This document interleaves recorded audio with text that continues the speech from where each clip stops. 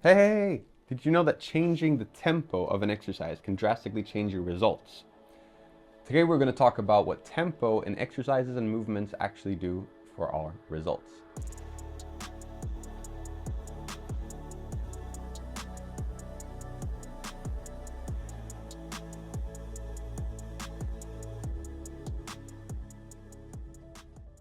Hey and welcome to our competence video today with Goat Sports. My name is Adrian Martin and together with me is my colleague, Coach Martin Stranta.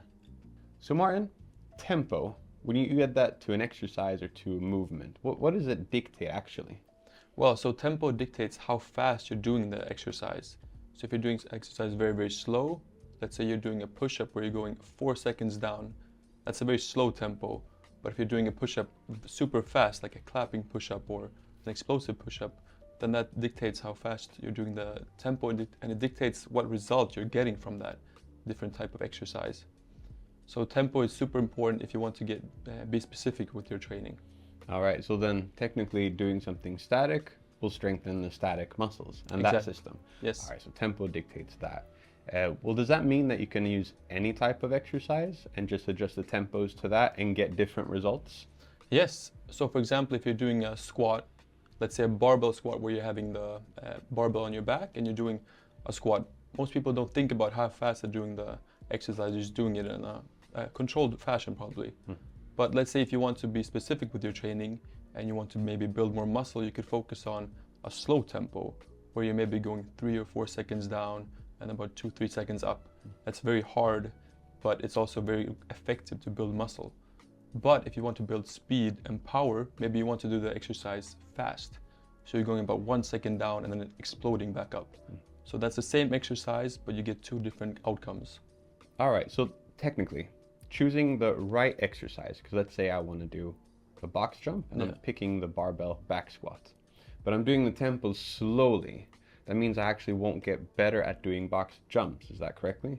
Exactly, because if you're doing the exercise slowly, like we said, you're more focused on building muscle, volume, and you're training your body to be slow.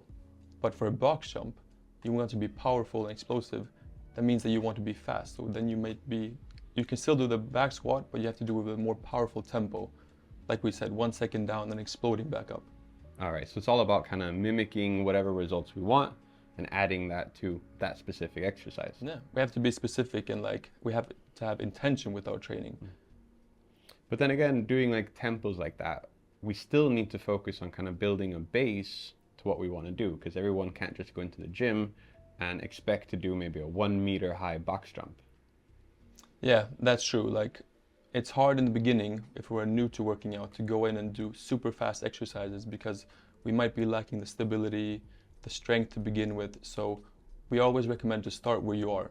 So if you're new in the gym, then start with slower tempos and more controlled and start building up that foundation before you go into these faster and more explosive tempos.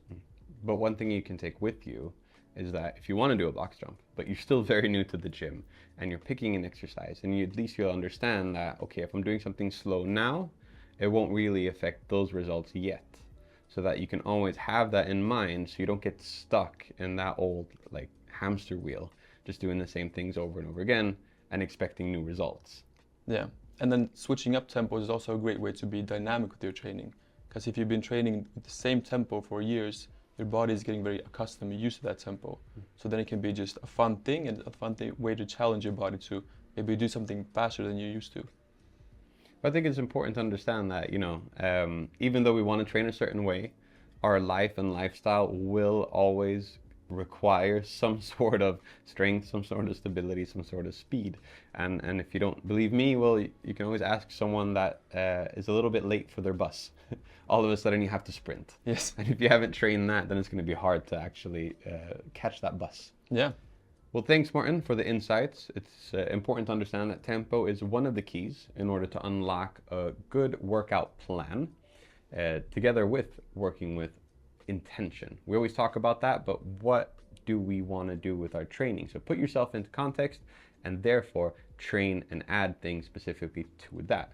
Don't just copy paste whatever someone else is doing, but if you do, make sure that you try and aim that towards your goals.